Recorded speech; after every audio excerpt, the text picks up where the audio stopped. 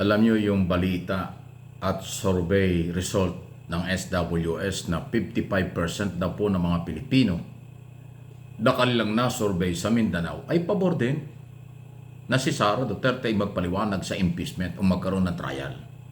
Ang kabuuan dyan, pangkalahatan, lalo tigit dito sa Metro Manila, 66%. At ito po ay naitanong kay Congressman Chel Jokno, isa sa mga incoming prosecutors ng impeachment trial. At ganito po ang kanya naging paliwanag. Pakinggan po ninyo ito dahil kasi ito ay press conference, tanungan po ng mga mamamahayag sa Kongreso at ng mga nagiging guest nila. Ngayon, ang guest dyan ay si Congressman Jokno.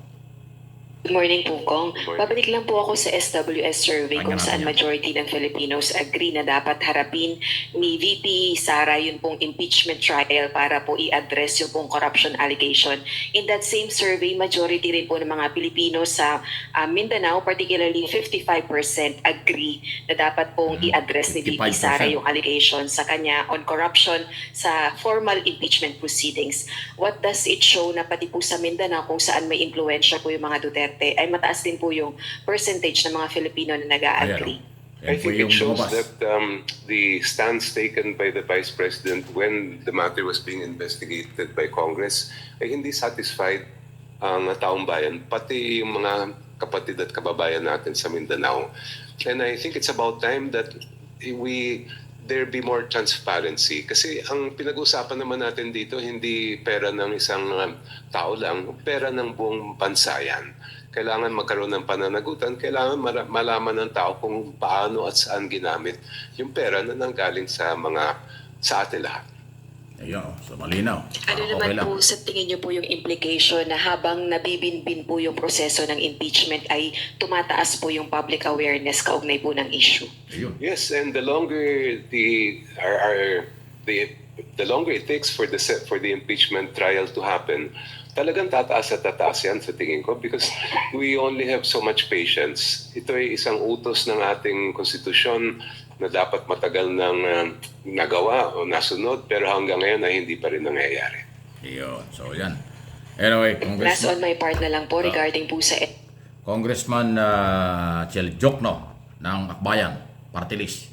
Siya po ay kaunanahan, first time na maging congressman. Okay? At kasama dito sa incoming 20 Congress na magsisimula officially ng July 28, ilang araw na lang. Pero mula June 30 ng tanghali, ay congressman na ho sila. Ayun, okay? So, pag naging prosecutor siya, ay mas aalamin natin kung ano mangyayari sa kaganapan. Ay dapat lang naman kasi inamin na ng kanyang mga abogado, ng abogado ni Sara Duterte, ready na sila. Nang isang araw lang, nag-press conference yung kanyang bagong spokesman na si Atty. Ruth Castelo. Sinabi niyang handang-handa na si Sara Duterte. At maging si Sara Duterte sa mga interview dito at sa abroad, ang sinasabi niya, magsasalita siya at doon niya ilalabas ang kanyang side sa trial.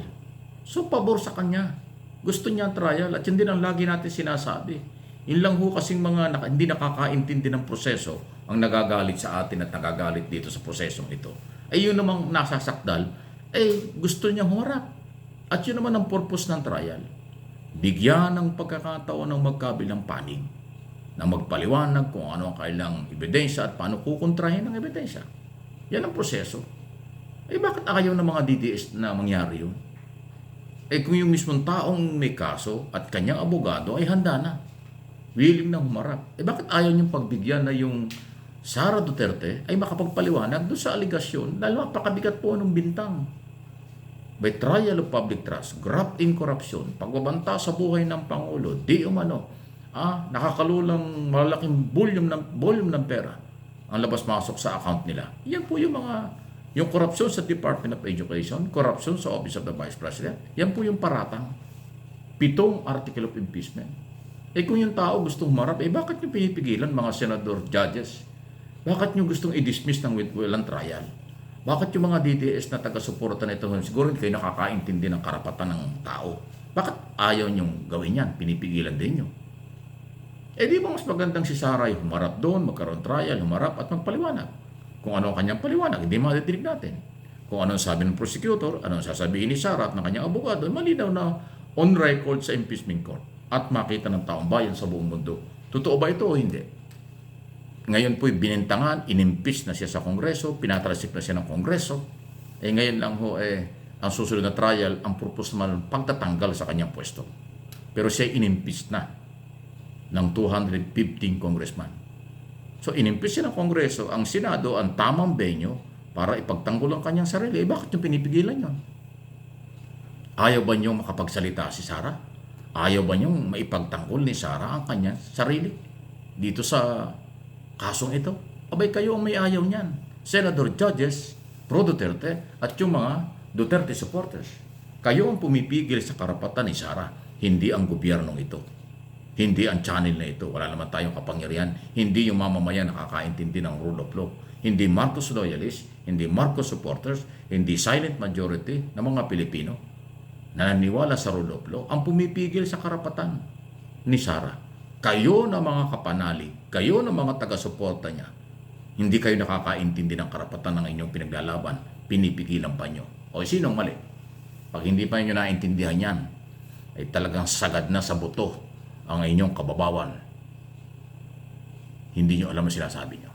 Please like and share, subscribe and follow sa ating mga channel dahil marami tayong pinag-uusapan dito. Hindi tayo magsasawang talakayin ng lahat ng isyu.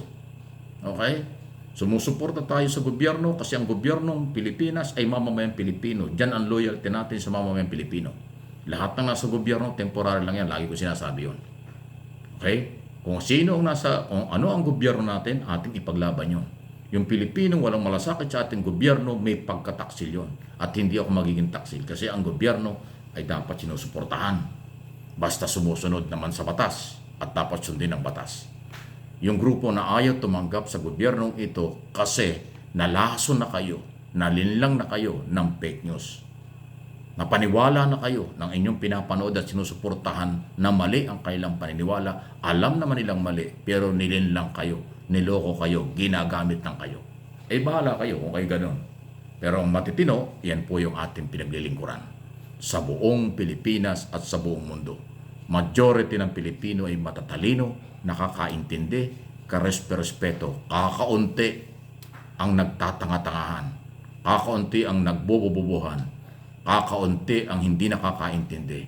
Marami ay professional at alam ang pinag-uusapan. Okay?